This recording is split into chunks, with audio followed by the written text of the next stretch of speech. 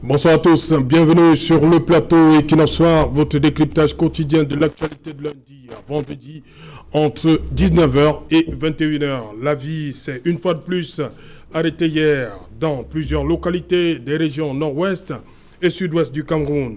Ceci, faut-il le rappeler, en la faveur du 1er octobre, date de la réunification des Camerouns français et britanniques.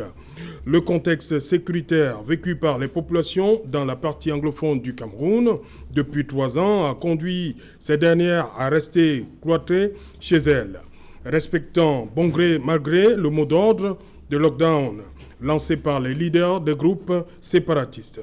Cette autre action vient montrer aux yeux du monde l'impact de ces groupes séparatistes sur les populations malgré la volonté sans cesse affirmée des pouvoirs publics de cheminer vers une paix durable. Au regard de la situation sur le terrain et dans les cœurs, cette paix, tant souhaitée par l'immense majorité des Camerounais, reste malheureusement très lointaine. La faute très certainement aux extrémistes des deux bords. Madame, Monsieur, tout à l'heure à 20h, c'est l'édition du vendredi présentée par Nadine Yambou. On se retrouve donc après pour le débrief et tout de suite, Madame, Monsieur, le fait du jour.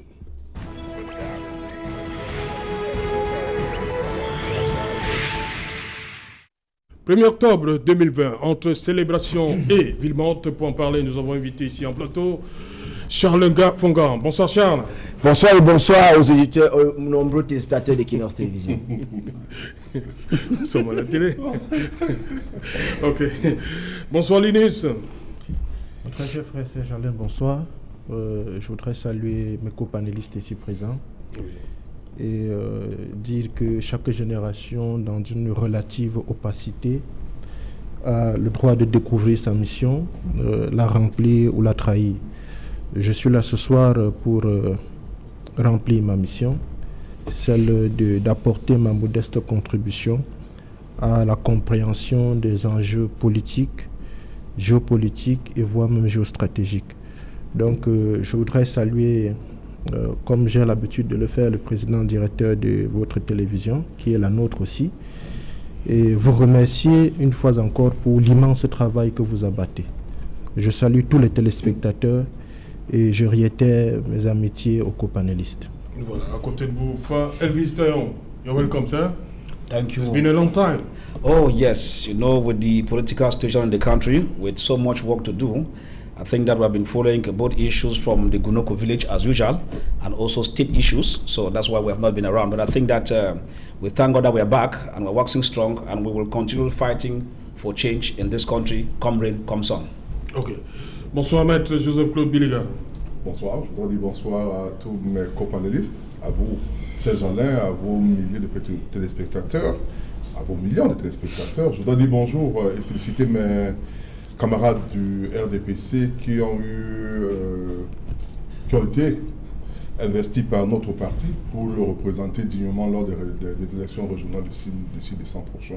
J'ai confiance à ces personnes-là. Je pense qu'elles seront à même de faire d'impulser. Et je veux dire, cette décentralisation que nous attendons depuis longtemps. Ok. Charles Ngago-Fongan, vous êtes journaliste, accessoirement politique, c'est ça? Ce que je devrais dire? Qu'est-ce qui prend le dessus? Le politique ou le journaliste? Et il y a également l'enseignement. Oui, l'enseignement. Voilà, Charles Ngafonga, on a vu jusqu'en 2017, parce que c'est en 2017 que le conflit a véritablement, c'est devenu un conflit armé. Et des sorties chaque 1er octobre, juste, on voit des célébrations, juste le 1er octobre, et ça s'arrêtait là.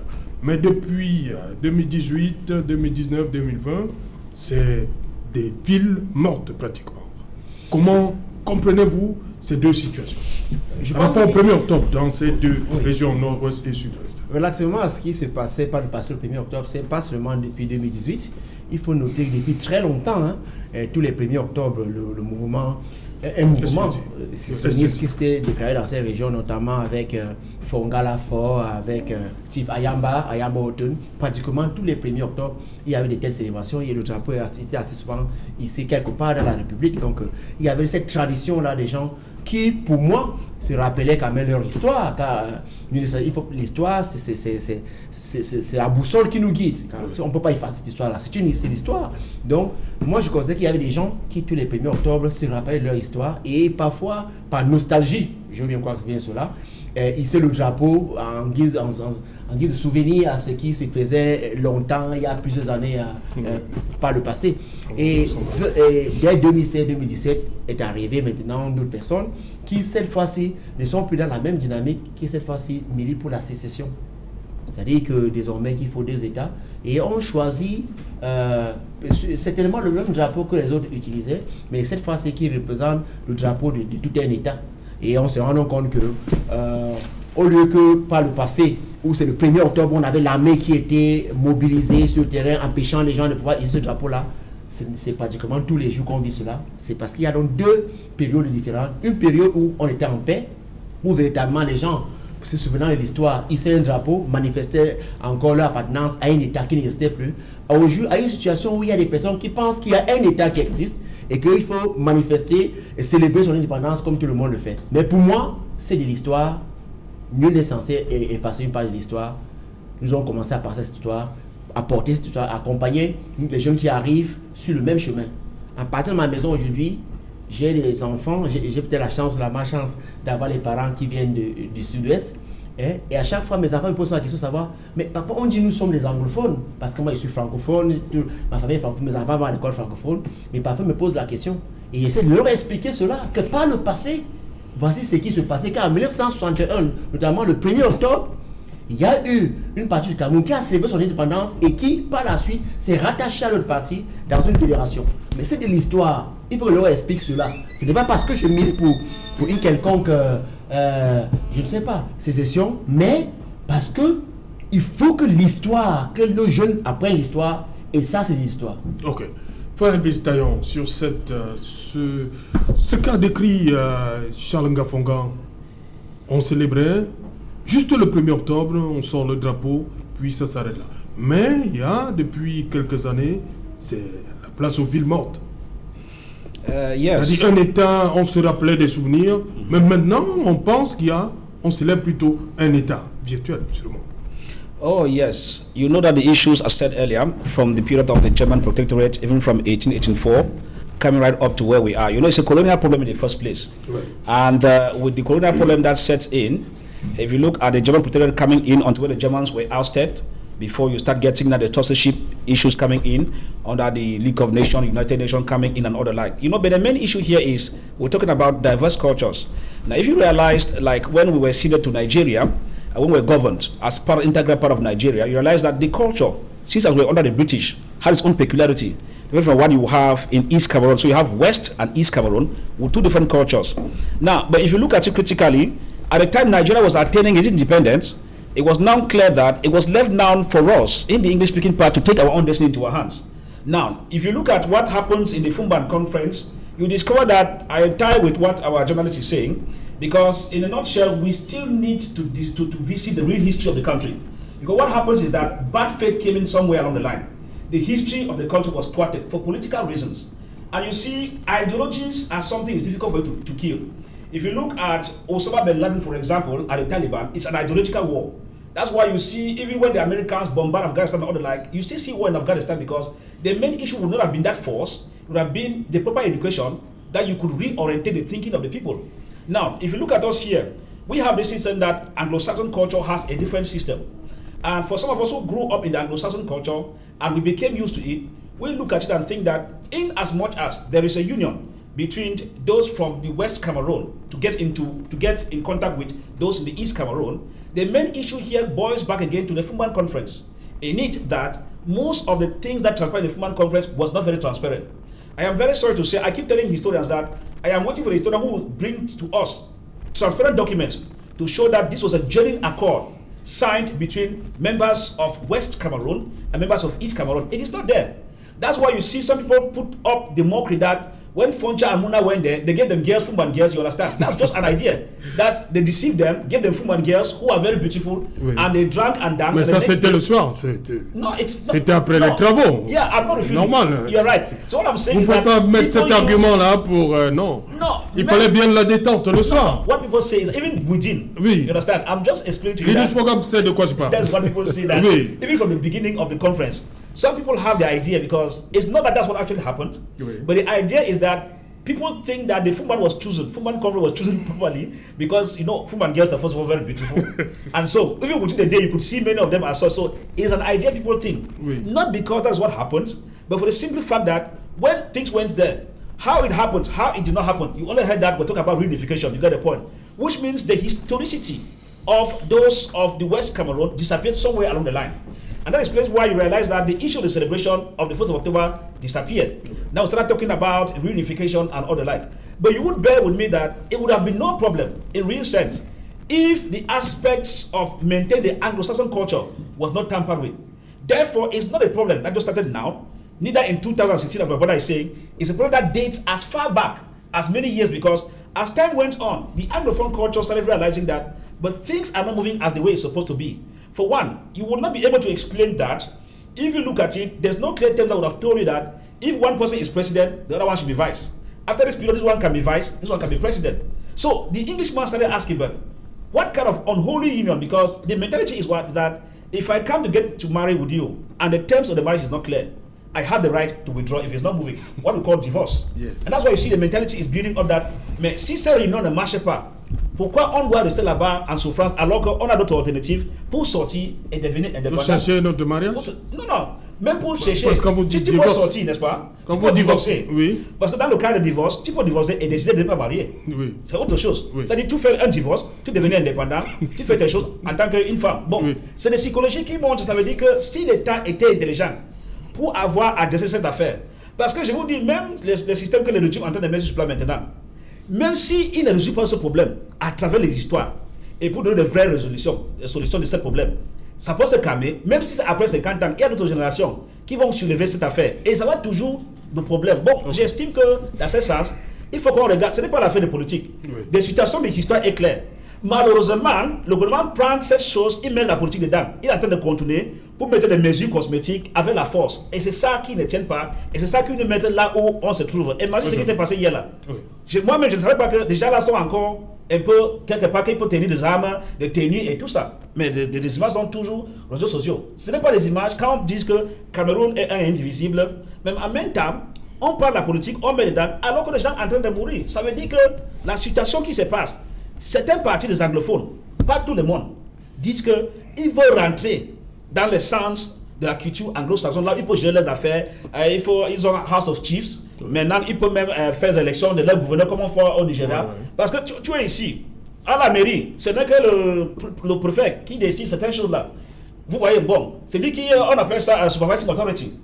If you look at the real sense, it doesn't give us that independence. They talk about special status and all the like. The things are not working, I will be honest with you. Because we still see ourselves still dancing where Yaoundé decides who lords over us, which does not give the Anglo-Saxon to somebody the culture he has been enjoying before. Ok, Maître Joseph Kouloubiliga, vous avez vu ces images venues de certaines localités dans la région nord-ouest et sud-ouest. Ville morte encore, malgré tous les efforts du gouvernement et l'armée. Il y a l'opération Bamenda Clean qui a cours en ce moment, mais la population est quand même restée chez elle. Comment vous Oui, mais oui, tout à l'heure, je crois que vous avez, dans votre entame, tu vous avez expliqué. Ça peut être dû au fait qu'on s'aligne derrière le mot d'ordre, mais ça peut également être le fait qu'on a peur. Il ne faut pas écarter cela. Sans doute qu'il y a certains qui s'alignent. Comme l'a dit mon voisin de gauche, M. Fonga, Charles, il y a eu, depuis des années, du temps de Mola Ndiole Toumbe, qui est mort à l'âge de 93 ans, du temps de docteur, d'avocat et Kota de là, il y avait le moment où on levait, tous les 1er octobre, on levait les drapeaux. Donc, il y a donc cette histoire, c'est-à-dire ce passé qui reste encore dans la tête de beaucoup de nos frères. Ce que je voudrais dire quand même, c'est que il ne faut pas qu'on pense un seul instant. Il faut vous rentrer au 11 février 1961, lorsqu'il y a eu ce référendum. Le référendum concernait deux parties du Cameroun qu'on peut appeler le Cameroun anglophone. c'est-à-dire la partie Northern méridionale, Northern Cameroun, Cameroun et et Southern Cameroun. Les Northern Cameroun sont partis au Nigeria. Pourquoi est-ce qu'ils ne réclament pas le retour? Il faut bien qu'on pense à un instant qu'eux aussi doivent être indépendants. Pourquoi faut-il que ceux du Sud demandent leur indépendance? L'élément qu'ils évoquent, c'est la culture anglo-saxonne. Mais pour moi, ce n'est pas suffisant. Parce que comme nous avons dit toujours, les gars du Sud-Ouest sont Sawa, les gars du Nord-Ouest sont, d'une manière générale, Grassfield, et un peu ceux qui sont Fulani, un peu plus au nord. C'est ça, et on les retrouve des deux côtés du Cameroun. Mais le problème, pour moi, n'est pas forcément un problème de langue. Parce que je prends un exemple du Togoland. Le Togoland britannique s'est allé au Nigeria, je veux dire au Ghana, alors que le Togoland francophone et français est devenu le Togo aujourd'hui. Le Togoland anglophone parle la même langue, a la même culture anglo-saxonne, mais il demande aujourd'hui à partir de la fédération de cet État. Pourquoi? Donc le problème ne se pose pas forcément au niveau de la langue. De la même manière, vous voyez un pays comme le Sénégal, avec la Casamance. La Casamance est francophone comme le reste du Sénégal. Mais à Ziguinchor, avant que l'abbé Diamacoune Senghor ne décède, et même jusqu'à présent, il y a toujours des contestations. Elles ne sont pas fondées sur la langue, puisque les dios là sont de deux côtés, ils sont même à la Gambie, qui est au milieu de ces deux régions. Je veux dire que le problème n'est pas celui-là, il me semble. C'est-à-dire que c'est là que j'aime évidemment citer le président Ahidjo qui disait toujours qu'il n'y a pas de volonté de développement, il n'y a pas de développement sans la volonté de développement. Tant que nos frères considèrent qu'ils ne sont pas avec leurs frères camerounais, on pourra tout leur faire, ils continueront toujours à évoquer leurs problèmes de culture. J'ai pris deux exemples bien précis. Deux pays qui ont la même culture, mais qui sont divisés, les francophones au niveau du Sénégal et le Togoland au niveau du Ghana, qui ont la même culture. Et je pose une question également simple. Est-ce que nos frères du Northern Cameroun ont le même poids que tout le reste des frères de leurs compatriotes nigérians? Non. Est-ce qu'ils sont dans la même disposition pour être président, par exemple, de la République? Il me semble que non. Peut-être que dans l'histoire, il y a eu un moment, on me disait qu'il y avait peut-être un président qui serait venu du Nord-Est Cameroun, mais ça me semble, je ne crois pas. Je ne crois pas qu'il y en ait eu. Mais ils sont là, ils se retrouvent là-dedans. Ils ne vous disent pas que pourquoi est-ce qu'on ne nous donne pas tous les postes des grands ou des gouverneurs, etc. Et même au Nigeria, qui est une fédération, parce que tout à l'heure, mon ami, mon jeune frère, mon jeune fils, vous a parlé de fédération. Même dans la fédération du Nigeria, il y a eu le Biafra, en 67, 70. Actuellement, il y a le MEND, Movement of the Emancipation of Niger Delta. Mouvement d'émancipation du Delta du Niger, où on a vu le président Abacha qui a pendu ses sœurs, Sereoa. Voilà des exemples qui disent que même dans la fédération, si on ne veut pas rester, qu'on se considère comme étant d'un pays, on pourra toujours évoquer des raisons pour pouvoir partir. Il évoque le 1er octobre, mais il oublie que nous autres, nous sommes nostalgiques du 1er janvier. Moi, j'écris pratiquement chaque 1er janvier ou chaque 1er octobre dans ma page Facebook. J'évoque la période où on marchait, on défilait le 1er janvier, on défilait le 1er octobre, on défilait le 11 février. Pour nous, c'était des dates historiques. Mais à un moment donné, il faut aller progresser. Il ne faut pas forcément rester en arrière, sinon on n'irait pas. Le Cameroun, le 1er janvier, ce n'est pas la première date. La première date au niveau de Cameroun, c'est le 10 mai 1957. Après le référendum sur la loi cadre et de Gaston Defferre. Avec le président, avec le premier ministre André Marimbida. Par la suite, en 1958, le premier ministre Amadou Ahidjo arrive. Il sera élu en mai président de la République en mai 1960. Mais déjà, cette date de 10 mai 1957, qui elle-même remplaçait celle du 14 juillet, qui représentait la date des Français, est passée. Nos parents, vous parlez du 14 juillet, qui était la date française, mais qui était également leur date de fête, bien que n'ayant pas participé à la prise de la Bastille. De la même manière, le 1er janvier, nous, on a encore cette nostalgie, mais cela ne nous amène pas à dire qu'on doit rentrer au 1er janvier, qu'on doit revenir dans le Cameroun francophone. N'oubliez pas que nous qui avons fait l'université Yaoundé à l'époque, on a eu des problèmes. Par exemple, certains de nous ont grillé les mandats parce qu'ils ne parvenaient pas à faire les cours en anglais. Mais si, à l'époque, on faisait une classe maximum 2 fois, quand vous échouez pour une 3e fois, vous étiez radié. On disait que vous cherchez une autre faculté si vous pouviez le faire. Et parce que n'oubliez pas non plus qu'on entrait à l'université au plus à 25 ans. Quand vous avez plus de 25 ans, vous n'entriez pas. Il y avait des bacs, comme le bac G qui n'entrait pas à l'université. Il y avait un certain nombre de restrictions. Mais je veux dire que c'est aussi le prix à payer lorsqu'on entre dans un mariage. Le mariage n'a pas que du bien. Dans le mariage, on peut avoir des problèmes dans le mariage, mais ça ne doit pas être une raison que chaque fois que vous vous sentez mal dans le mariage, vous dites non, moi je m'en vais. Et ce mariage ne me convient pas. Donc j'ai essayé d'évacuer, je voulais évacuer ces arguments qui sont cités, nés de la culture, en disant dans le Togoland, ils ont la même culture, puisque je veux dire, le Togo d'une manière générale avait l'Allemagne. Après l'Allemagne, il y a une partie qui est partie, donc qui est partie de l'autre côté. Mais au niveau, ils ont la même culture anglo-saxonne que le Ghana actuel. Donc, je dis donc que ce n'est pas un argument de la même manière. Je parle du Sénégal, qui, dans un pays, je peux citer beaucoup de cas comme ça, mais j'ai voulu citer les deux là bien précis, pour vous montrer que ce n'est pas la langue, ce n'est pas la culture de l'extérieur qui doit pouvoir être le fondement d'une unité, mais c'est la volonté d'être ensemble. Et cette volonté d'être ensemble résulte naturellement des approches qu'on a. C'est-à-dire, on doit se sentir, c'est un peu ce qu'on appelle l'affection societatis en matière commerciale. C'est-à-dire le fait d'être ensemble. Et dès qu'on le perd, on pourra tout faire, on aura tout tendance à dire... nos compatriotes, nos frères anglophones, avons souvent un certain nombre d'éléments. Ils sentent que la langue anglaise a été presque avalée, absorbée par le français. Vous savez, à l'université, il y a ce mot-là qui revenait, marginalisation. Il y a ce matin, aujourd'hui, mon fils a eu le GCE Advanced Level. Oui. Ce n'est pas le seul. Oui. Je suis francophone, né dans la zone francophone. Mais mes enfants ont été pratiquement tous ils ont été l'un d'eux a fui.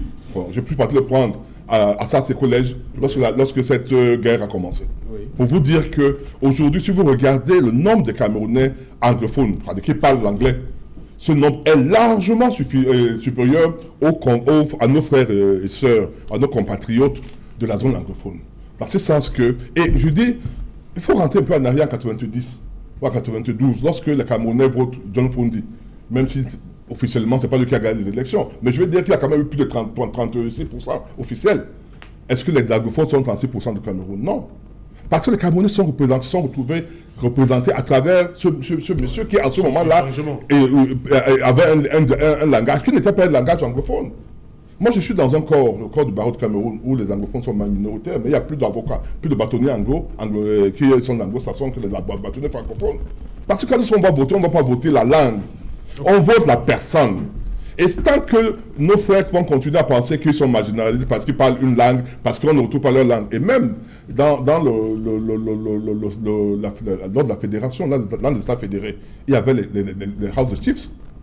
Il y avait dans le système anglo-saxon. Okay. Dans le système de Cameroun oriental, il n'y avait que le système monocaméral. Dans le système francophone, c'était monocaméral, c'était bicaméral parce qu'il y avait à côté des députés une chambre des chefs traditionnels. C'est ce qu'on est en train de faire dans le statut spécial. Linus Fogab, je veux qu'on reste sur la journée d'hier, sur cette image, les villes mortes, une fois de plus. On sait que très souvent, c'est le lundi. Mais hier, c'était jeudi, preuve que les leaders sécessionnistes ont encore de la parole. Ils sont suivis. Serge Alain, vous savez, l'incompréhension du présent naît de l'ignorance du passé. La problématique que vous posez sur la table ce soir pose le problème d'un contentieux historique qu'il faut absolument évacuer pour que le Cameroun retrouve le chemin du développement. Et quand on mène un débat comme celui-ci, il est important d'articuler les effets à la cause. Vous parlez tout à l'heure des manifestations. Si vous analysez ces manifestations-là sans revenir à l'histoire, comme a essayé de le faire Maître Biliga et bien d'autres copanélistes avant moi, vous allez comprendre qu'effectivement, à la base, il y a un problème colonial. C'est justement les effets ou les causes de cette colonisation qui nous amènent ce soir à nous asseoir sur ce plateau et de débattre de ces questions-là. J'ai aimé quand Maître Claude Biliga a évoqué le cas du Togo. J'ai aimé quand il a évoqué aussi le cas du Sénégal. Je pourrais un peu étendre en parlant même, par exemple, du Mali. Vous savez qu'actuellement, où nous parlons, le Mali est dans d'une sorte de... Il y a une sorte de sécessionnisme au Mali. De fait même. De fait même, avec le MNLA de l'autre côté et autres. Je pourrais même aller un peu plus loin encore, en évoquant par le passé, il y a eu ce problème-là en Algérie, avec la Kabylie. Et en Angola, avec Kabila. Ainsi de suite, ainsi de suite. Nous pouvons même aller jusqu'en République démocratique du Congo. Oui. Et quand on a une situation comme celle-là en Afrique, on a tout vu tout récemment, même en Centrafrique, tout proche à côté de nous, avec les Balaka et les anti-Balaka, les nordistes et les sudistes. Alors, quand on a cette prolifération des crises sécessionnistes... Les musulmans et les chrétiens. Voilà. Quand on a cette prolifération des crises sur le continent, on doit se poser une question. Mais ça vient d'où? Mais ça vient d'où? Est-ce que c'est un fait hasardeux comme ça qu'on ait de partout des crises? Moi, je dis non. Ça, c'est un projet colonial. Nous n'avons pas encore vidé le contentieux historique avec la colonisation. La fois dernière, quand nous étions sur ce plateau, souvenez-vous, nous avons évoqué la thématique sur l'affaire du Covid-19. Et quand j'ai essayé de faire un déblayage sur le plan, comment je vais dire, du complot, on a dit tout de suite, non, il ne faut pas, vous voyez le complot partout, il ne faut pas voir. Non, le monde n'a été que complot. De l'esclavage à la colonisation en passant par le néocolonialisme. Et nous sommes là actuellement, ce débat que nous faisons, c'est un débat néocolonial. Parce que ce qui se passe effectivement dans les régions du nord-ouest et du sud-ouest sont également des histoires manipulées de l'extérieur. On ne peut pas exclure cette manipulation extérieure. On parlait tout à l'heure du Southern Cameroon National Council, tout ça. Ça existe depuis, mais au départ, c'était une minorité. C'est pour ça qu'il y a deux tendances lourdes. Au même moment que nous critiquons les actions extérieures qui visent à déstabiliser le Cameroun, il faut aussi dire qu'il n'y a pas eu en interne des politiques anticipatives pour pouvoir mettre un terme à cela. Et c'est donc comme ça que, effectivement, la crise s'est enlisée, elle s'est généralisée. Aujourd'hui, nous sommes dans une situation où on ne parvient pas à trouver des solutions idoines. Je veux revenir sur l'histoire, puisque Maître Biliga est resté longtemps dans l'histoire, pour dire que, effectivement, à ce niveau, on ne peut pas donner un chèque en blanc au gouvernement. Oui, il ne faut pas le faire, parce que vous allez voir, le 1er janvier 1960, c'est la partie anglophone qui est, la partie francophone pour moi qui est indépendant. Le 1er octobre 1961, c'est la partie anglophone qui est indépendante. Et donc, il y a eu donc une réunification, il y a donc eu une réunification et qui a créé donc ce qu'on a appelé l'État fédéral. Ça qui a créé l'État fédéral. Et plus tard, en 1972, il y a eu maintenant l'avènement de l'État unitaire. L'avènement de l'État unitaire. Et justement, c'est à ce niveau que le problème se pose. Les gens disent que, ou du moins les anglophones, ceux qui sont de la franche sécessionniste, disent que cela a été un mariage forcé. Et quand je dis que c'est un problème colonial, parce que ceux qui étaient chargés d'arbitrer cette affaire, c'était qui? C'était les Nations Unies. Il y a une résolution 1608, la résolution des Nations Unies d'avril de 1986, effectivement, qui réglait ce problème-là. Et donc, les Nations Unies sont au cœur, tout comme la France et l'Angleterre sont au cœur de ce processus-là. Et c'est justement à ce niveau que les anglophones disent qu'ils ont été foués, parce que lors de ce référendum, on leur a seulement posé deux questions, ou deux alternatives, autant pour moi. Est-ce que vous voulez rejoindre le Cameroun ou vous voulez rejoindre le Nigeria? On leur a peut-être pas posé l'alternative de si vous voulez être indépendant, par exemple. Hein? Il faut restituer, puisqu'il a parlé de la restitution de l'histoire, il faut restituer l'histoire. On n'a pas posé cette... C'était deux questions. C'était deux questions, effectivement, cadenassées, si vous voulez. Et donc, cela a donc conduit à des échauffourées, c'est-à-dire qu'on a commencé là à murmurer, il y a des leaders, des gens, cette frange-là, qui ont commencé dès cet instant-là à dire que non, nous, ce n'est pas ça, à créer des petits blocs, et c'est comme ça que la chose a évolué. Et donc, là où le bas blesse, c'est Jalin, et c'est là où je vais peut-être chuter, c'est que... Peut-être, on ne sait pas.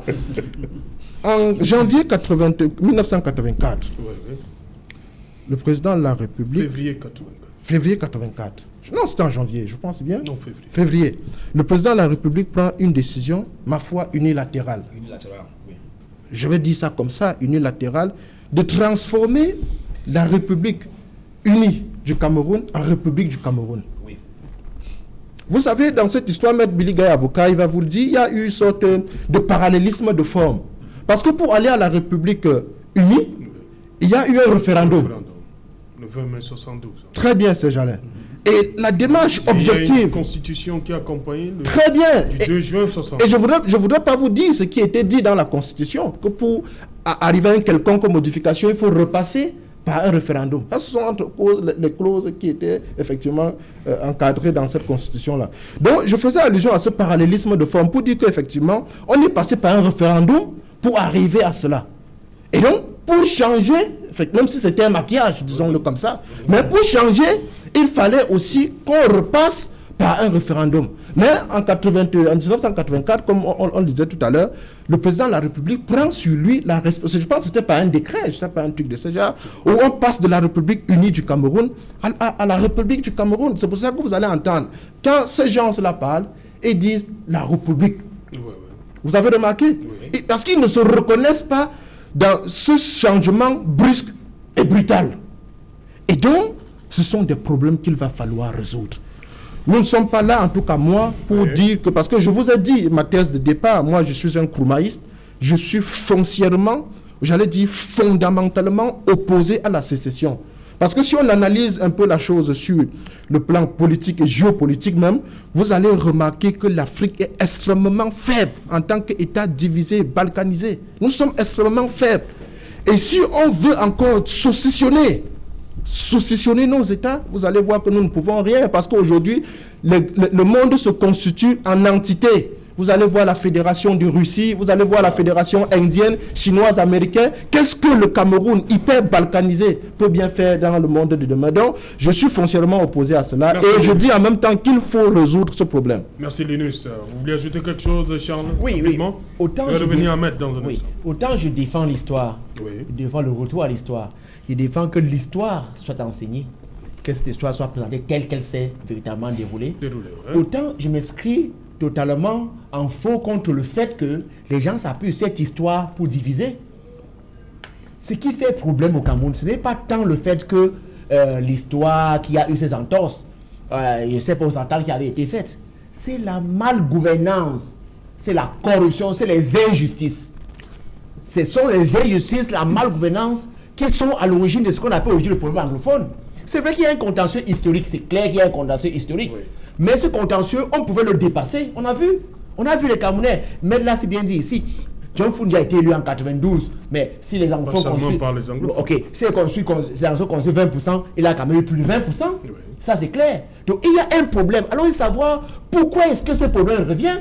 Parce qu'il y a une malgouvernance. Il y a eu des injustices. Et Charles, justement, ces problèmes avaient été relevés lors de la anglophone conference 1 et 2. Les anglophones, ils ont tablé sur un certain nombre d'éléments de marginalisation. C'est clair. Oui, mais moi, quand je parle de marginalisation, ce n'est pas forcément à l'encontre des anglophones. Mais nous disons que vous avez une clique de Camerounais, vous avez 10% de Cameroun qui sont accaparés pratiquement toutes les richesses. Vous avez 10% de Camerounais qui gouvernent ce pays depuis très longtemps et qui ont introduit un système de reproduction sociale qui normalement aurait pu être dépassé par l'éducation. C'est la réalité. Donc, vous avez d'autres personnes qui sont peut-être plus courageuses et qui posent le problème, peut-être le posent mal. Mais le problème au Cameroun, c'est la malgouvernance. Si le pays était très bien gouverné, s'il y avait une répartition équitable des richesses, on ne voit pas en quoi et pourquoi est-ce que ceux qu'on appelle aujourd'hui les anglophones revendiqueraient le retour à 1961. C'est-à-dire qu'il y a un problème. Pourquoi pas le passé? Cela ne se faisait pas. C'est vrai qu'il y a des petites sorties, j'ai dit ici, des gens qui étaient nostalgiques du passé. Mais on se rend compte qu'on a dépassé tellement ce cas-là. Pourquoi? C'est parce que ceux qui gouvernent, le problème est là.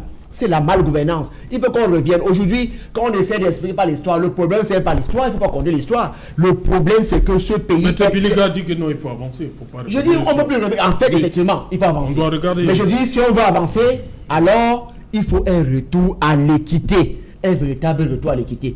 Moi, je suis par ailleurs enseignant d'histoire des médias. Mais quand j'enseigne l'histoire des médias, l'histoire de la presse au Cameroun, quand je parle de la presse du Cameroun anglophone, avant 1961, je dis qu'elle était arrimée à l'évolution de la presse au Nigeria. Je dois le faire savoir, c'est l'histoire. Alors au Cameroun, je commence depuis 1884 pour montrer qu'il y a une évolution de ce qu'on appelait le Cameroun avant. C'était le Cameroun, donc progressivement, je dis, la presse de l'autre côté était arrimée à ce qui s'est passé au Nigeria. Parce qu'il faut noter que depuis 2019, il y avait pratiquement deux Camerouns. Donc c'est l'histoire, mais aujourd'hui, nous devons dépasser. Le problème, c'est quoi? Le problème, c'est que ceux qui gèrent ce pays, ils ont failli. Le problème est là. Comment est-ce que résoudre le contexte historique est une chose, mais aujourd'hui, remettre les Camerounais sur la table, c'est notamment en faisant régler la justice. La justice voudrait que le Camerounais, où qu'il soit anglophone ou francophone, que le mérite soit reconnu. Qu'on n'ait plus, par exemple, je prends quelque chose, je dis n'importe quoi, où chaque fois vous avez un directeur général de la CRTV qui doit être, je dis le frère francophone, et de l'autre côté vous avez l'adjoint qui est forcément anglophone. Il faut donc que si tant et que, quand il n'y a pas de méritocratie de la justice c'est pour tout le monde, autant pour les francophones que pour les anglophones. Si cela règne, si on peut arriver à cela, on parlerait plus anglophones ou des francophones. Ok. Faël Vistaillon, il y a ce discours qui revient tout le temps. Le gouvernement a fait beaucoup. Et vous appelez souvent ça des mesures cosmétiques. C'est bien cela. Mais de l'autre côté, on oppose aussi et on dit que de l'autre côté, on ne voit pas ce que les leaders ont cédé face à ce discours. Le gouvernement fait assez, on dit le gouvernement fait assez, mais de l'autre côté, on ne voit pas la bonne volonté. Yes, you know that, queuing it first from my colleague, journalist, who is very versed with the things that are happening on the ground, with my political analyst by my side. You know, we have a common phenomenon that when you are from the system, there's always this aspect of treating things like all is well. You know, that's the philosophy we have. Non, il n'y a pas beaucoup de problème. Le problème, c'est non, il n'y a pas. Alors qu'il y a le problème. Vous voyez, c'est ça le problème. Avec les gens qui soutiennent le régime en place. Now, if you look at it critically, like what my brother Jones was saying, you know, if you look at the entire problem, we have a colonial problem. But at the same time, like what the Pan-Africanist is saying, or the Nkrumahist is saying, if you keep aside the colonial problem, you could forge ahead, like what Barrister is saying. But how do you forge ahead?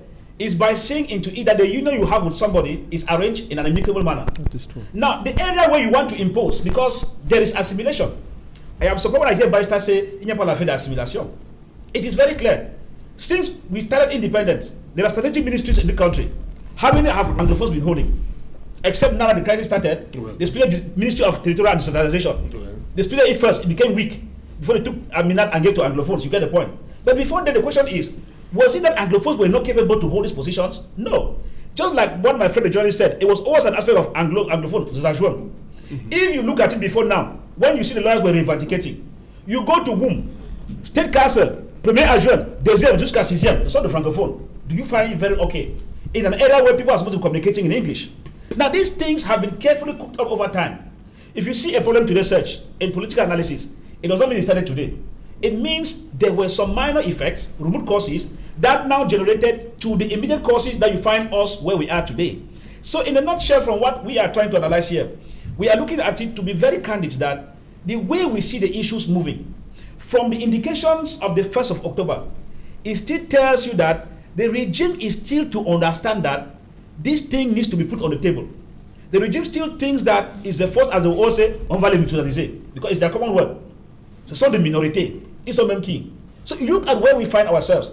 And I said that if we had a government that reasons that it's not kangaroo system as per se, it means such a government would have been able to know that if within the territorial boundary, you use forces that you use to combat Boko Haram within the territory, ça veut dire qu'il y a quelque chose qui ne va pas. Because the same B elements and the forces who are supposed to be fighting elements out of the country like the border of Nigeria with armored cars, the things we used to see in Iraq, in Syria, are what we now see here. Voiture blindée, à gauche, à droite, and all the like. You begin to ask yourself, when Timo Nagy was saying that these issues like that cannot be treated with force, I am sure the government did not understand that from the way the things are moving, the ideology is there. What do we have? like what Barrister said some few minutes ago, that it is not an issue of language. We are not talking of language here, such. Like when I hear most of the people in the regime say, il n'y a pas de problème anglophone, nous sommes un indivisible. It is true.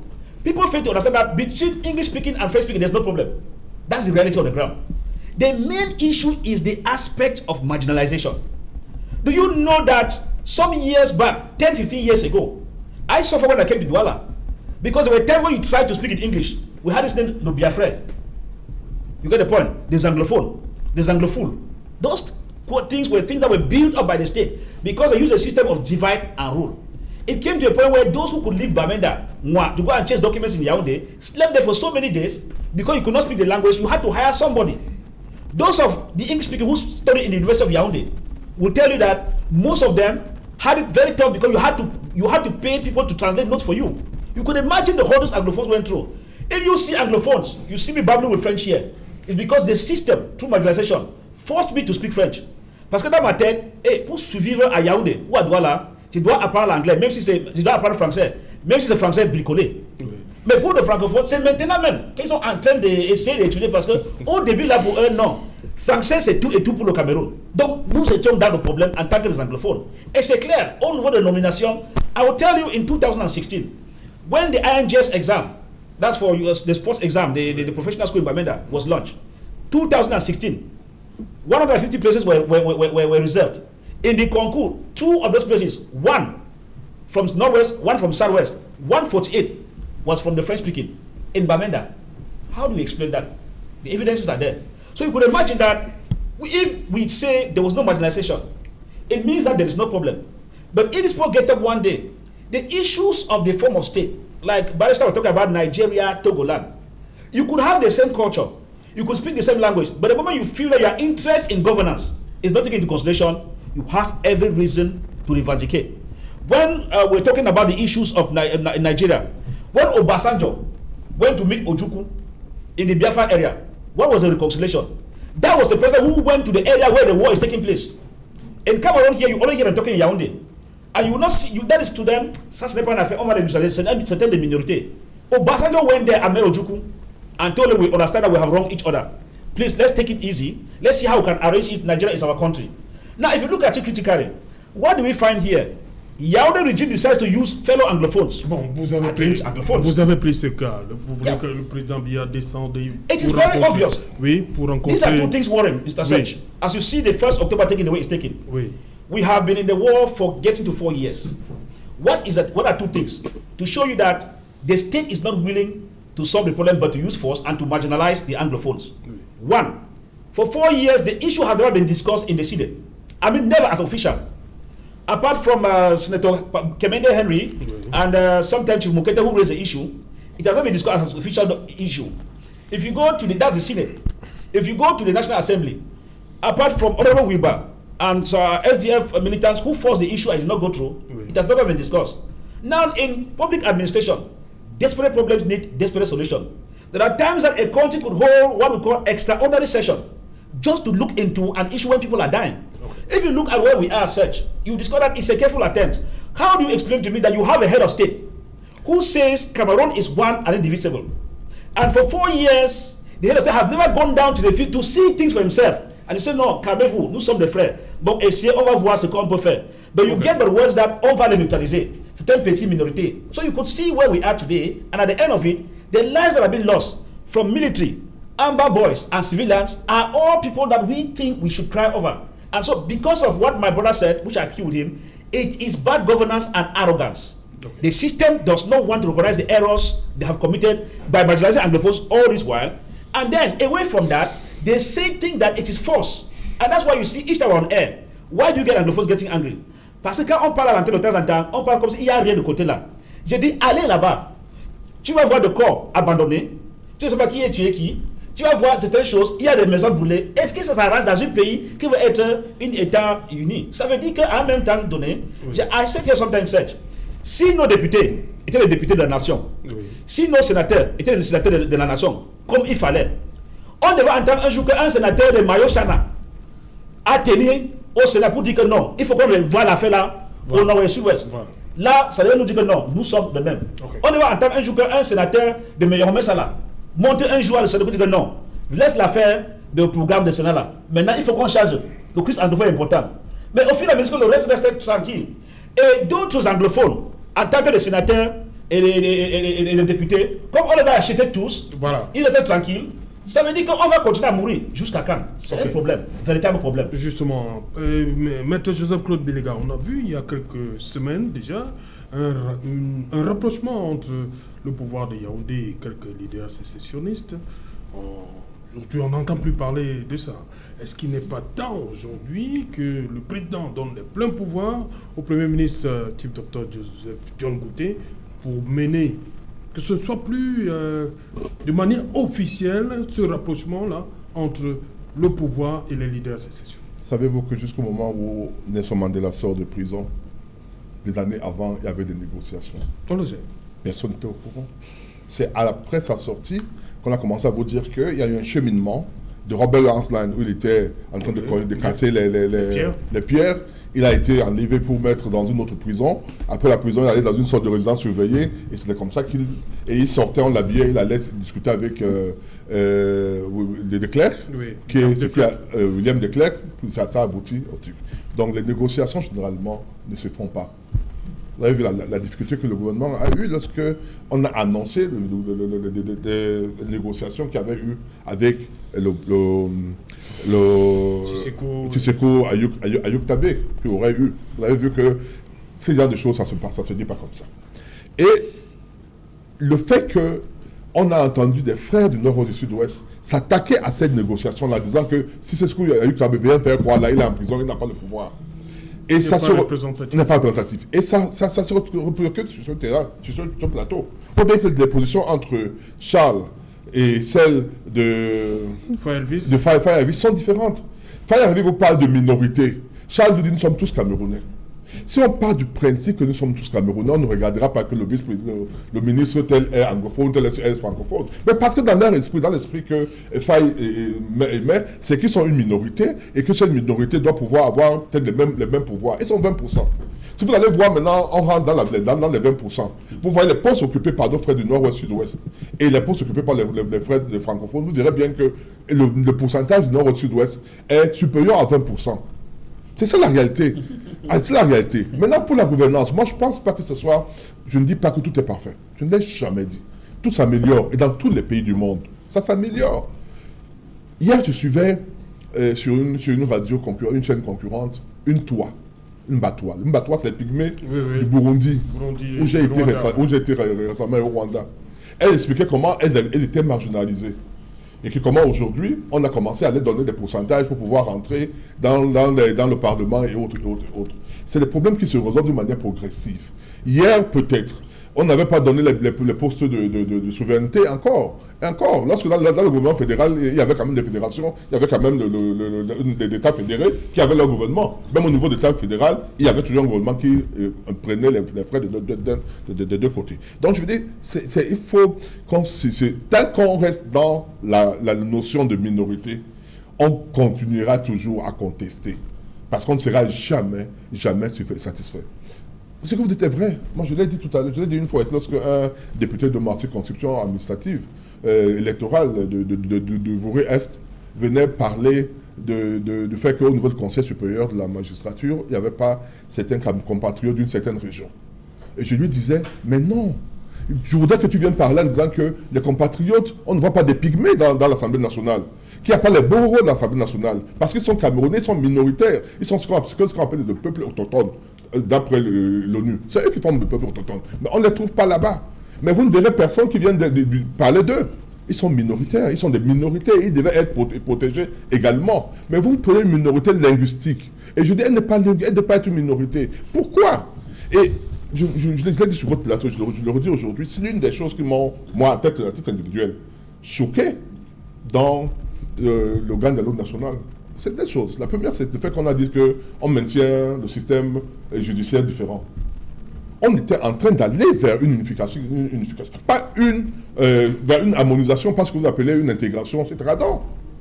Le Cameroun était en train de frayer une voie vers la justice qui n'était ni du côté francophone, ni du côté anglophone. Lorsqu'on parle par exemple comment vous appelez ça, lorsqu'on arrête quelqu'un et on l'amène devant le juge civil, habeas corpus. Ça n'existait pas dans le système francophone, mais on l'a intégré dans le système francophone. Lorsque vous arrivez dans les tribunaux aujourd'hui, la position du procureur, etc., c'est pas dans le système francophone. Vous ne verrez pas ça au Gabon, vous ne verrez pas ça au Congo. On voit ça rien qu'au Cameroun. Même, je veux dire, dans les pays au Nigeria, vous ne verrez pas ça. Parce que nous créons notre voix. De la même manière, je l'ai dit tout à l'heure pour les enfants. Les Camerounais aujourd'hui sont parfaitement bilingues pour une bonne partie. Nous, on peut apprendre l'anglais en 6e avec Betty, je sais pas quoi, c'est une sorte de dialogue. Aujourd'hui, dans la maternelle, les enfants, je crois qu'il y a eu ce débat dans votre forum de Banjou, j'ai eu à intervenir. Nos enfants, dès la maternelle, sont bilingues. Dès la maternelle, sont bilingues. Dans 10 ans, 20 ans, ils ne seront plus francophones ni anglophones. Ils ne sauront même pas d'où ils viennent, ils sont camerounais. C'est ça que je disais, donc, favorisons donc cette intégration-là, au lieu de toujours revenir en disant nous sommes minoritaires. Pour mon frère, pour arriver chez vous, vous avez plus de chance que moi pour arriver chez moi. Je suis à 125 km, à 200 km de Douala. Je passe par l'ouest pour arriver à Ndom. Je dis par l'ouest. Non, parce que tu dors au premier banc. Je sais pas ce que vous êtes pour le premier banc. Moi, je dois prendre les armes. Je dois prendre des armes pour pouvoir arriver en Dôme, alors que je suis à deux pas. Non, ce que je suis en train de dire, c'est qu'il n'y a pas de marginalisation. Ce que nous devons dire, nous tous, c'est que... Tiens les choses à main. On dit trop, c'est trop, et il faut des changements, et ça vient. Merci. Non, moi je dis c'est pas la guerre. Pour moi, c'est vraiment, je ne sais pas pourquoi on doit faire la guerre. Ce que je vous dis, la marginalisation ne concerne pas une tribu, ça ne concerne pas une langue. Si les Camerounais tous ne sont pas sur le même pied d'égalité, et je l'ai dit, c'est partout dans tout le monde. Okay. Il n'y a aucun pays au monde où tout le monde est riche ou où tout le monde est pauvre. Il n'y en a pas. Ouais, Linus, rapidement. Oui, avant le journal. Oui, avant le journal, je voudrais rapidement dire à Maître Claude Biliga qu'il ne faut pas s'inscrire dans une sorte de reniement systématique. La marginalisation, elle existe à tout point de vue, que ce soit sur le plan politique, sur le plan linguistique. J'aime souvent rappeler que la crise anglophone, la crise anglophone est un problème à la fois anthropologique, historique et même linguistique, voire même politique aussi. Et donc, quand je l'ai dit, si je veux prendre un seul exemple sur le cas de la marginalisation et tout rester dans ma logique qui est celle du néocolonialisme, je voudrais prendre l'exemple du franc CFA. La Constitution dit que les deux langues doivent être utilisées de manière égale. Oui. Mais sur le biais du franc CFA que nous gélons, ce n'est que le français. Voilà, merci. Ce sont des choses qu'il faut corriger. Voilà. Bonsoir Nadine Yambou, bon retour au menu ce soir. Bonsoir, Serge Alain Autou. Bonsoir également à vos invités. Ce soir, nous reviendrons sur la publication des listes des candidats retenus et même recalés pour les régionales 2020 au Cameroun. Le Conseil électoral s'est réuni ce vendredi à Yaoundé. Il faut déjà donc préciser que plus d'une vingtaine de listes ont été donc rejetées par Elecam. Parmi dans les recalés, plusieurs listes de l'UPC, dont vous écouterez plus de précisions lorsqu'il sera 20h sur Equinox Télévision. Dans ce journal également, nous reviendrons sur la situation sécuritaire de plus en plus préoccupante à l'extrême nord du Cameroun, où plus d'une vingtaine de membres du comité de vigilance ont été tués lors des incursions de la secte islamiste Boko Haram. Et puis, hors de nos frontières, Trump testé positif au coronavirus. Quel impact sur la campagne électorale? Du moins, d'aucuns pensent que l'annonce de la contamination du président américain va donc perturber le déroulement de la campagne électorale. Serge Alain Autou. Voilà, dans un instant, ce sera le 20h de Nadine Yambou, comme tous les vendredis, vous le savez. Et tout de suite après, ce sera le débrief du journal, toujours en compagnie de nos invités en plateau.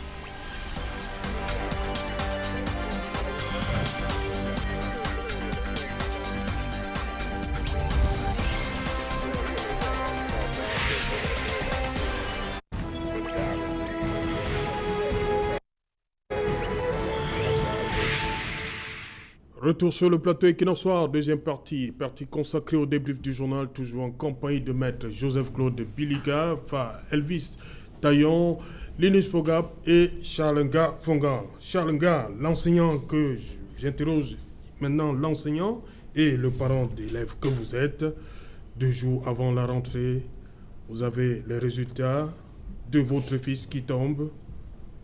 Je vais peut-être commencer par le... Si le résultat n'est pas bon, comment le parent se sent? Comment ces parents-là se sentent ce soir? Moi, Et les élèves aussi. Oui, moi je dirais mieux vaut tard que jamais. Il y a deux alternatives. Hein. Chaque fois que vous présentez un examen, soit vous l'avez, soit vous le ratez. Donc les parents sont toujours parés à ces deux éventualités-là. C'est-à-dire qu'on sait très bien ce qu'on ferait. On s'imagine un peu quelle pourrait être la suite. Donc pour moi, c'est certes tard, mais le gouvernement a annoncé qu'il y aura 2 semaines. Donc à partir du 5, il y aura 2 semaines de cours de mise à niveau. Je pense que pendant ces 2 semaines-là, les parents trouveront de l'énergie. Pour ceux qui reprennent, qui n'ont pas pu avoir les examens et qui vont reprendre, même s'ils reprennent les cours après 2 semaines, on a envie de croire qu'ils ne seraient pas très en retard. C'est tard, mais on peut comprendre que la pandémie du coronavirus est passée par là. Ceux qui gèrent... C'est seulement pour le GCE?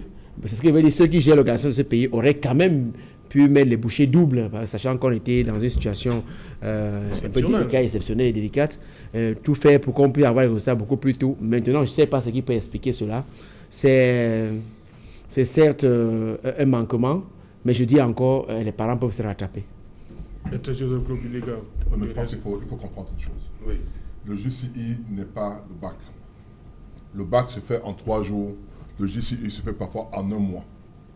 Il faut que ça sache. Ce sont les matières que vous avez. Vous pouvez aujourd'hui faire 2 matières, passer un jour, le deuxième, 3e jour, vous faites d'autres matières. Donc ça veut dire qu'on n'est pas dans le même système.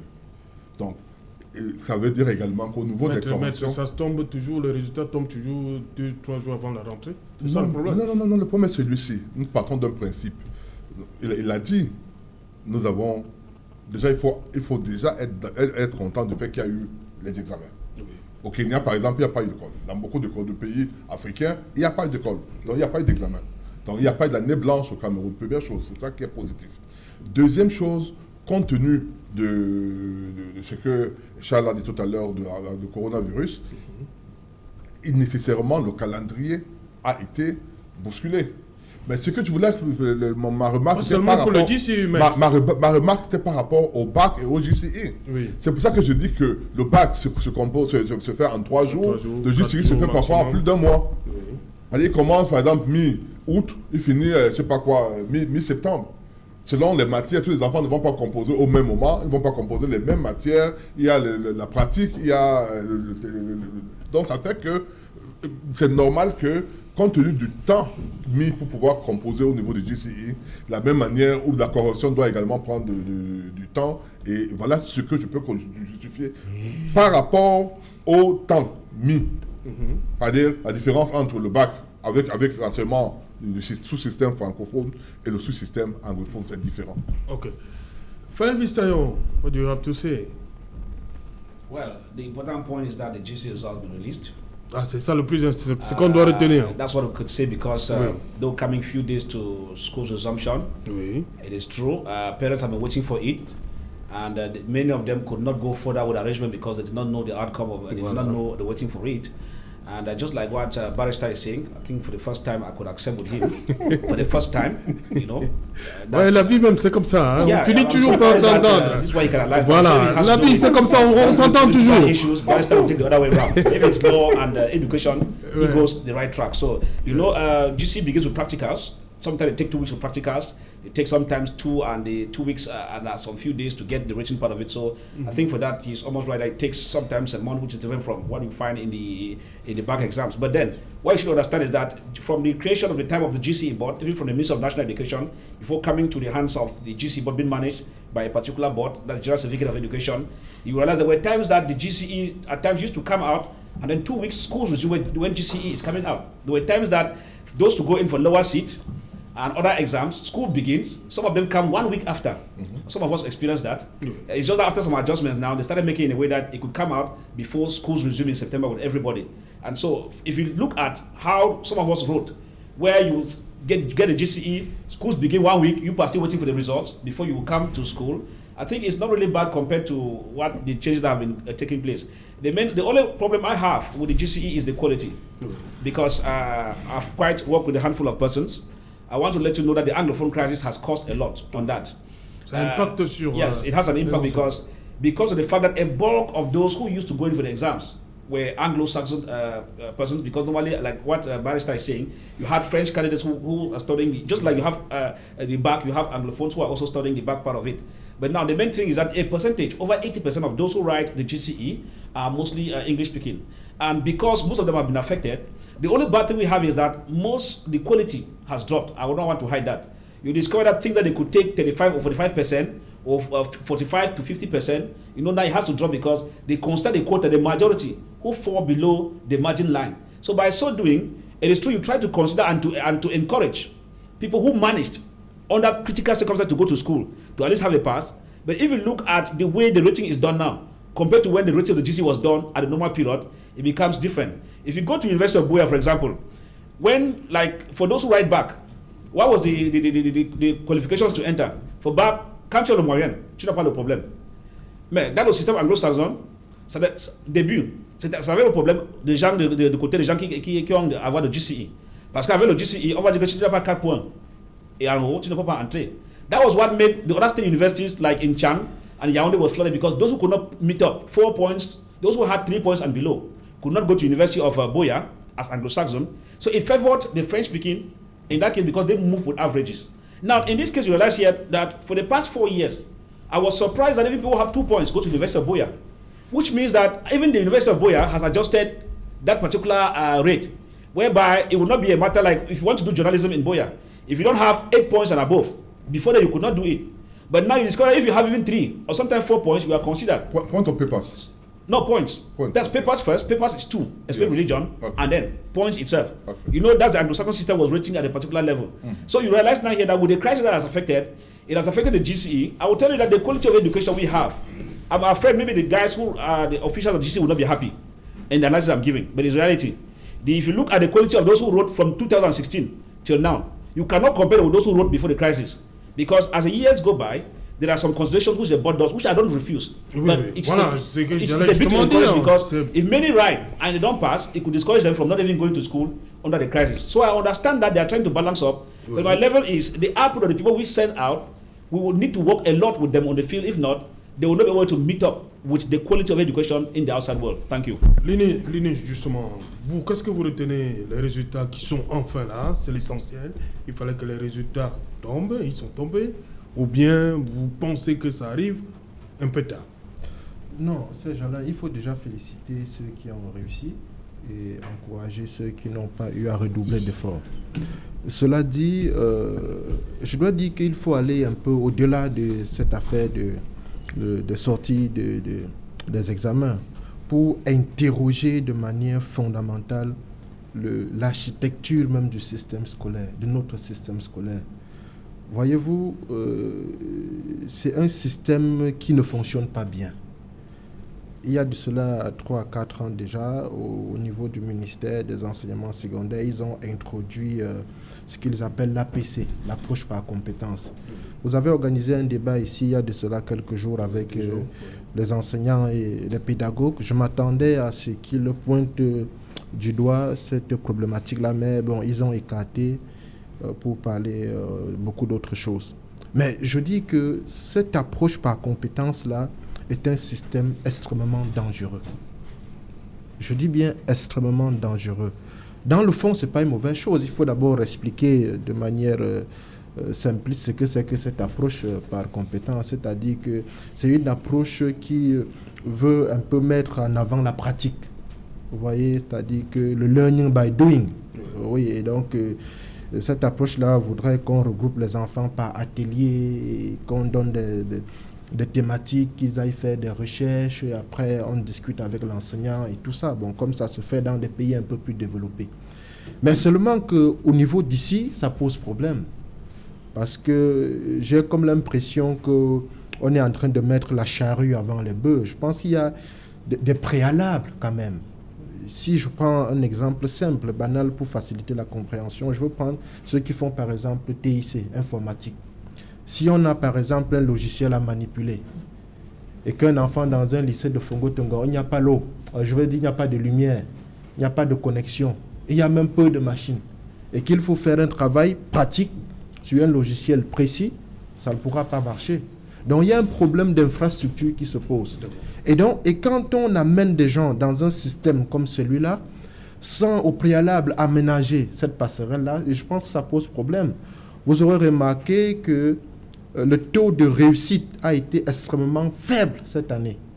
Bon, on peut questionner ça et chercher de voir, est-ce à cause de la Covid? Ça, c'est une interrogation. C'est vrai que cela a joué pour beaucoup dans le taux qui était extrêmement faible, le taux de réussite. Mais il faut aussi interroger ce système-là, voir ses avantages et ses inconvénients. Et donc, c'est par rapport à ça que je dis que ce système-là, c'est un système qu'il faut interroger, c'est un système qu'il faut revoir, c'est un système qui ne marche pas compte tenu de nos réalités actuelles. Moi, je fais partie des gens qui estiment que nous devons adapter notre système éducatif en fonction de nos objectifs futurs du développement. C'est tout à fait normal qu'on adapte cela. Mais si on ne tient pas compte d'un certain nombre de réalités, on risque de conduire des enfants tout droit vers le mur. Et je pense que c'est justement ce que nous sommes en train de faire actuellement. Et donc, il y a urgence de revoir ce système et d'améliorer un certain nombre de choses. Accentuer des séminaires, améliorer des centres de formation pour effectivement permettre à nos encadreurs, nos éducateurs de veiller correctement sur nos enfants. Charles Ngafonga, lundi c'est la rentrée, lundi, journée Villemont. À partir de nos eaux, comment, une fois de plus, c'est un autre casse-tête? Moi, je dirais que les populations qui vivent dans cette partie du pays sont déjà habituées. Hein. Oui. C'est-à-dire que... Donc, une autre rentrée à 2 vitesses, ça commence automatiquement une rentrée à 2 vitesses. Mais nous avons lu sur les réseaux sociaux, je ne sais pas si cela est vrai, que tous les chefs, ont demandé aux enfants d'aller à l'école, que pour eux, cette fois-ci, l'école doit continuer. Les enseignants doivent prendre leurs responsabilités. Aller à l'école, est-ce que ça veut dire qu'il y a un levé de mot d'ordre de Gostan le lundi? Bon, maintenant, on en est là. Si ces mêmes chefs, si je dis la demande qu'on puisse aller à l'école, alors ils devaient également en tenir compte. Mais pour le moment, les populations n'ayant pas encore eu ce mot d'ordre, même si jamais elles le recevaient, pas peur, je ne pense pas qu'elles iraient à l'école le lundi. Et il faut quand même noter que partout au pays, il est assez difficile souvent d'avoir près de 20% des apprenants dans les écoles le premier jour de la rentrée. Les gens traînent sur les pas pour des raisons qui sont fondées. C'est-à-dire qu'aujourd'hui, beaucoup de parents n'ont pas encore eu les ressources, n'ont pas les moyens pour envoyer les enfants à l'école. Le problème au Cameroun, quand il parlait d'injustice, de malgouvernance, il y a l'école au centre. Voyez-vous, si vous n'avez pas de l'argent pour avoir votre enfant à l'école, lui acheter les fournitures scolaires, vous n'êtes pas en paix. Donc on vit dans un état de guerre permanent, c'est-à-dire contre nous-mêmes, avec nous-mêmes à cause de quoi? De ceux qui gèrent ce pays. Donc à la veille d'une rentrée scolaire comme celle-là, il y a beaucoup de parents qui ne savent pas à quelle sauce ils seront mangés. J'ai vu des écoles là où mes enfants fréquentent, où on a demandé qu'il faut payer totalement la première tranche. Moi, j'ai voulu inscrire les enfants longtemps à l'avance, mais là, mon épouse m'a dit il faut payer toute la première tranche avant que les enfants soient admis à l'école. Donc, vous voulez segmenter la première tranche? Mais assez souvent, on inscrit les enfants et progressivement, on a 2, 3, on paye en fonction. Première tranche, deuxième tranche, troisième tranche. On n'en est pas là. On fait d'abord une inscription, on commence par l'inscription, ensuite on va payer la première tranche. Mais maintenant, l'inscription est couplée directement à la première tranche. Mais pourquoi? Mais je peux poser la question. Si tant est que j'avais tout payé l'année dernière et qu'au mois de mars, les enfants sont pas là à l'école, mais cette école a profité de cet argent. Mais on nous a imposé cela. On nous a imposé cela. Et maintenant, on est parents qui ont bien peur que les enfants ne restent à la maison du fait de ce qui est annoncé, selon lequel les annonces selon lesquelles on pourrait n'admettre que 50 enfants par salle. Il se dit, mais il vaut mieux me battre pour le faire. Donc, il y a un véritable problème à ce niveau. Et encore une fois de plus, le gouvernement est en train de pécher. Dans les lycées aujourd'hui, on a augmenté l'APE. Je crois qu'il y a un réel problème. Quand la rentrée scolaire arrive, je crois que les parents sont inquiets, très inquiets. Et ceux qui gèrent ce pays doivent en tenir compte, car l'école n'est pas gratuite comme partout ailleurs. Maître Biliga, vous êtes aussi parent, vous êtes inquiet? Je devrais l'être aussi, non? C'est normal. Voilà. C'est normal. Le 5 octobre. Une rentrée scolaire, mais seulement beaucoup de parents ne paient pas. Oui. Tout à l'heure, une offre, on parlait du travail des enfants. Dans certains parents envoient les enfants faire un peu de petit commerce. D'autres parents sont dans les tontines, qui préparent les années bien avant Il y a les banques pour ceux qui travaillent qui permettent aux crédits scolaires. Les crédits scolaires, etc. Donc je pense qu'il y a un certain nombre de choses qui peuvent permettre que les rentrées scolaires soient faites. Donc le parent ne doit pas être surpris. Oui, bien sûr, on doit pouvoir préparer ça, surtout que depuis le mois de mars. Au Cameroun, hein. Vous savez, moi je ne voulais pas rentrer dans ce débat de pauvreté et de richesse. Je l'ai toujours dit, le Cameroun n'est pas le paradis, n'est pas l'enfer non plus. Vous trouverez les riches partout, vous trouverez les pauvres partout. Vous allez en France, on va vous dire qu'il y a les systèmes, on vous dit dans cette zone-ci, il y a une sortie, on a un terme là, le terme échappe s'il vous plaît, excusez-moi, mais les gars qui sont au 18e ne vont pas à la même école que ceux qui sont... Les zones d'éducation prioritaire. Voilà, les zones d'éducation prioritaire, ça existe en France. Ça a un sens, ça veut dire que là-bas, l'éducation n'est pas la même que celle donnée, par exemple, dans les quartiers bourgeois comme Nélis, etc. Donc c'est la réalité. Il faut avoir l'honnêteté de le dire. Ce n'est pas pour dédouaner le gouvernement qui a le rôle de pouvoir éviter autant que faire se peut cette inégalité. Et maintenant, par rapport à ce que vous avez évoqué, le problème de parents de l'APE. Bon, j'ai eu la chance d'être un président d'APE il y a quelques années, pendant 4 ans, et c'est nous, c'était dans une école privée laïque, c'est nous qui fixions les montants en accord avec les parents d'élèves qui s'enseignaient. Ils disaient, comme nous avons des activités périscolaires, c'est-à-dire des excursions, des visites dans les musées, etc., voilà ce qu'on va donc prévoir. Et on prévoyait. J'ai été trésorier dans un lycée ES, un lycée de Makepe par exemple, où nous nous sommes rencontrés. Vous aimez la trésorerie, hein, maître Biliga? On me lisait. Vous aimez, hein? Au niveau du carreau, vous étiez trésorier. On me lisait. Vous suivez la trésorerie. Et je disais que dans ce cadre-là, nous avions par exemple constaté qu'il n'y avait pas de salle de classe. Et on avait demandé aux parents, en tenant compte du nombre de salles de classe que nous voulions construire, le coût de salles de classe, de donner une certaine... On a fixé donc le montant de l'APE sur la base du plan. Mais pourquoi c'est les mêmes parents qui se plaignent toujours du montant? Alors, je ne sais pas. Parfois, c'est même les parents qui demandent. Ce sont même les parents qui demandent qu'on puisse. Parce que lorsque vous arrivez, par exemple, dans un endroit, vous trouvez qu'il n'y a pas de place. Oui. Les parents vous disent parfois, je suis prêt à apporter un table-banc. Monsieur, je vous parle des choses réelles que moi j'ai vécues. Et en tant que, vous savez, président du BIP. Oui, BIP. BIP, quand on parle de BIP, c'est la construction des salles de classe, c'est les tables bancs qu'on donne dans les lycées et au collège. Je sais ce que c'est dans les lycées, etc. Les parents il y a toujours... Aujourd'hui, le problème devient plus compliqué avec la réduction des salles de classe, des nombres d'élèves dans les salles de classe. Mais allez voir le professeur de lycée, ils vont vous raconter la pression qu'ils ont. Des parents qui veulent que leurs enfants soient dans les lycées. Autant au niveau de l'enseignement primaire, les enfants les parents sont prêts à payer 200, 300, 400 000 dans les établissements privés d'enseignement primaire. Autant lorsqu'on va au niveau du lycée, la plupart des temps, aux enseignements secondaires, les gens vont dans les lycées. Il y a quelques établissements de classe, mais la plupart du temps, les gens vont dans les lycées. Et du coup, donc, les lycées sont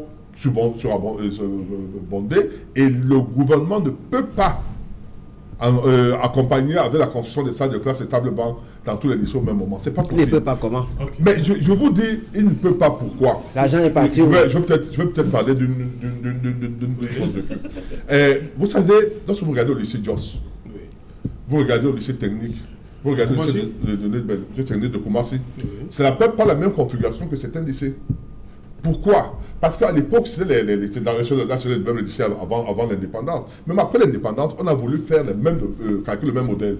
On a construit le lycée de Yabassi, on a construit le lycée de Bafia. Des lycées qu'on appelle, de Foumbal, qu'on appelle les lycées de milliards, en réalité. On s'est rendu compte que ces lycées étaient surdimensionnés. Aujourd'hui, le lycée de Yabassi devient... c'est une école universitaire. Voilà, aéronautique, l'école supérieure de sciences aéronautiques, alors que ce n'était pas ça sa destination. Alors, qu'est-ce qui se passe donc? Compte tenu du fait que les parents ont besoin d'être de l'éducation. Avant, au niveau d'arrondissement, c'est les CES. Aujourd'hui, ce sont les lycées. Ce n'est pas un seul, c'est 2 ou 3. Donc, l'État, qui hier avait à construire un CES dans l'arrondissement, doit construire 4 ou 5 CES ou 5 lycées dans un arrondissement, ne peut plus avoir les mêmes moyens. C'est ça la réalité. Ils peuvent avoir les mêmes moyens. Et les parents, généralement, et ici se pose également un autre problème, c'est que les élites vont auprès des responsables... Les élites mènent la pression qu'on crée des établissements dans leur dans leur village, dans leur arrondissement, etc., sans que l'État ait forcément ses moyens. On crée, première année, deuxième année, on ouvre, et généralement les élites disent ceci, nous pouvons le faire. Nous vous trouvons du terrain, nous pouvons commencer dans un premier temps à construire la première salle de classe ou la deuxième, et c'est comme ça que d'une manière progressive. Lorsqu'on voit les lycées, sixième, on commence, même la plupart des temps même, je pense par M. de Mabanda que j'ai connu, lorsque vous arrivez là-bas, au départ, M. Babanda, lorsqu'il pleut, lorsqu'il y a la marée haute, c'est inondé. Il est venu au lycée. Mais au moment où les parents vont le construire, les bureaux sont au quartier, c'était même pas au niveau du site. Donc la directrice, la directrice à l'époque qui aujourd'hui est décédée, partait de là-bas pour venir dans la salle de classe. Donc, je veux dire qu'il y a cette réalité-là. Les parents contribuent et ils doivent contribuer à l'éducation de leurs enfants. Parce qu'il y a des parents qui vous payent 300 000, 1 million de francs pour un élève. Mais si. Ok. Linus Fogab, sur cette situation, lundi c'est la rentrée et il y a cette journée ville morte, comme toujours, dans le Nozo. Comment ça va se passer là-bas? Oui, il faut dire que c'est extrêmement compliqué. On ne peut pas lire dans la boule de cristal. On sait exactement pas ce qui va se passer parce que tout est flou. Et c'est l'occasion, encore une fois de plus, pour moi de lancer l'appel, non seulement aux sécessionnistes, de laisser les enfants aller à l'école. Une nation se construit par la qualité de l'éducation qu'on donne aux enfants. Parce que ce sont eux qui vont assurer l'avenir de ce pays. Et donc, je pense qu'il faut aller au-delà d'un certain nombre de choses pour laisser les enfants aller à l'école. En même temps, je lance un appel au président de la République, du haut de son statut, du haut de son expérience. Il doit pouvoir comprendre que quand on a un problème en famille, on le gère en famille. Et un bon père de famille, je pense que le chef de l'État gagnerait mieux d'essayer encore. On peut dire qu'il a essayé avec le dialogue national, mais vous constatez avec moi que cela a été un fiasco parce que jusqu'ici, les choses ne marchent pas toujours.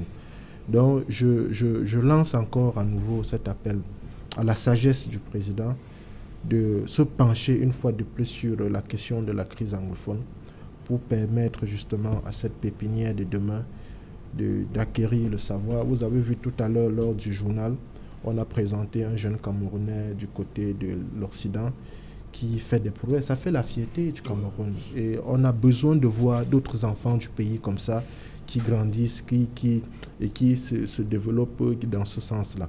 À côté de ça, je voudrais dire à Maître Biliga qu'il ne faut pas, et c'est ce que j'essaye de dire depuis, de balayer un certain nombre de choses du revers de la main. De vouloir tout justifier. Oui, et donc, quand il dit que le gouvernement n'a pas de moyens, non, Maître Biliga, c'est pas sérieux en même temps. Mais le gouvernement a tous les moyens. Le gouvernement a tous les moyens. Voyez-vous, dans un pays comme le Cameroun, qui a tout, j'insiste souvent à le dire, le Cameroun, c'est un scandale en termes de ressources. Nous avons tout dans ce pays, le bois, le pétrole, la bauxite, le port. Il y a des pays même qui sont enclavés, qui n'ont rien. Nous avons le port. Et je voudrais, sur la question du port autonome de Douala, saluer encore une fois de plus les autorités pour le fait qu'ils ont récupéré ce port de main de Vincent Bolloré. Le terminal conteneur. Oui, on peut ne pas aimer le président de la République, on peut ne pas aimer ce gouvernement, mais il faut savoir, à un moment donné, reconnaître les bienfaits d'un démon, même si on ne l'aime pas. Et donc, sur ce point-là, je voudrais dire que... Pas démon. Bon, c'est juste une manière de parler, c'est entre guillemets. Voilà, donc je voudrais dire que sur ce point-là, ils ont bien fait de récupérer ce port parce que ce sont des instruments de souveraineté. Et vous voyez, quand on a un port comme celui-là, on ne le brade pas. Parce qu'une simple majoration sur les activités, les coûts de transaction, ça se répercute sur l'économie. Et donc, c'est pour revenir et dire, quand Maître Biliga dit qu'on n'a pas de l'argent, je ne comprends pas ça. Non, juste une seconde. Oui. Regardez le budget de l'éducation, de manière générale, c'est-à-dire le ministère de l'enseignement secondaire, le ministère de l'éducation de base, le ministère de la formation professionnelle, le ministère de l'enseignement supérieur. C'est le plus grand budget. Voilà. Donc ça veut dire que l'État a de l'argent, mais l'État cet argent doit être reparti partout. La première chose. La deuxième chose, vous n'ignorez pas que nous sommes en guerre avec Boko Haram et beaucoup d'autres au sud-ouest. Il ne faut pas oublier ça. Troisième chose, il ne faut pas oublier que nous avons aujourd'hui le Cameroun en matière de santé. Maître Beliga, permettez-moi de continuer. Donc, je vous remercie déjà, mais je voudrais vous faire remarquer que c'est un problème effectivement de structuration. L'argent est là. Mais vous me parlez du ministère, des ministères concrets par-ci. Je vais vous prendre un exemple simple. Ce n'est pas une fixation. Est-ce qu'on avait besoin de ces ministères? Très bien. Par le passé, l'éducation nationale gérait pratiquement tout. Je prends un exemple simple. Vous avez vu au plus fort de la crise du coronavirus, on a un ministère de la recherche, je ne sais pas, scientifique et de l'innovation. Un truc comme ça. Mais un truc comme ça? Bon, je ne sais pas. Je pense qu'on a un ministère comme ça. Mais faisons le bilan de ce ministère, de ce département ministériel. Qu'est-ce que ce département ministériel a produit? La chloroquine, les chauves-souris.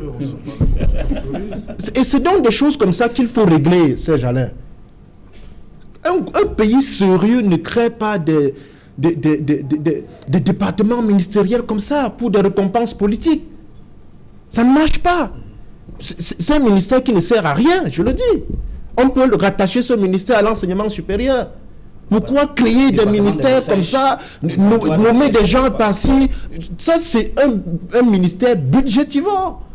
Et c'est comme ça qu'on détruit l'argent de ce pays. Après, Maître Beliga va venir nous dire qu'il n'y a pas de... il y a de l'argent dans ce pays. Mais sinon, on a fait quoi? 5 ans de crise anglophone, déjà, on s'achemine. La crise de comment je veux dire 4 ans, voilà, on a 4 ans, on est à l'extrême nord avec le Boko Haram un peu de partout. Ça fait, mais vous pensez que si le pays est encore debout, c'est justement parce qu'il y a assez de ressources. Il est encore debout. Bien sûr, il faut le dire. La gouvernance, c'est bon. Non, sur le plan sécuritaire, non. Si tout le monde va à l'école, Maître Beliga, sur le plan sécuritaire, je dis ça un peu comme ça, j'embrasse. C'est pas pour dire que tout fonctionne bien. C'est pas pour dire que tout fonctionne bien. Mais c'est pour dire que ce pays regorge énormément de ressources.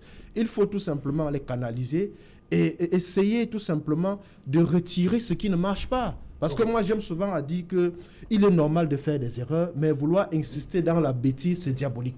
Voilà, Fainvest, la rentrée, c'est pour lundi, voilà.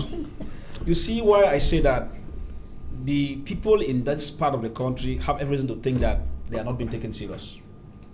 Do you see how we discuss back to school here with ease? I witnessed press conference with the 3 ministers of education recently, and I did not hear them talk about the plights of those in these areas affected. Yes. This is disastrous. I tell you that the country is not willing to solve things. That school is about beginning. There are orphans in the bushes. There are people's houses have been burnt. Those who don't have money even to begin school. If this country is serious, Serge Alain, I should have heard the minister say for those other persons, déplacement interne, and this and that, you identify them and give them free education. Give them books. It is not their fault. They did not cause any war, the children. Why do we think that we have exorbitant fee rates in Douala, Yaoundé? We have thousands of these children who have come to these areas. And we just fold our arms and say, rentrée scolaire, on parle de coronavirus, on parle de d'autres choses. Mais le ministre de l'Éducation, de base, secondaire et tout ça s'en fout. De situation des gens déplacés dans cette zone. That's why I say that something is wrong in this country. And this is what we call the marginalization that continues. I was expecting even my fellow barrister here, because to tell me that for the child in Akwaya who cannot go to school, we were thinking the state should have been able to give them favorable conditions. If they come to town or to anywhere, they should be able to say that. Last year, we had a report from Fumbot in one of the schools, where even the principal in the school was taking money from those who came in, until I think the authorities in Bafoussam intervened, thanks to the report from Equinox. You could now imagine that how many of these persons who don't even have the money to live in these areas can school.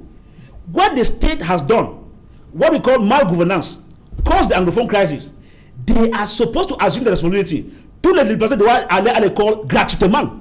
Jusqu'à un nouvel ordre, quand on résout le problème crise anglophone, avec des cahiers qu'on les fournit, avec tout ça.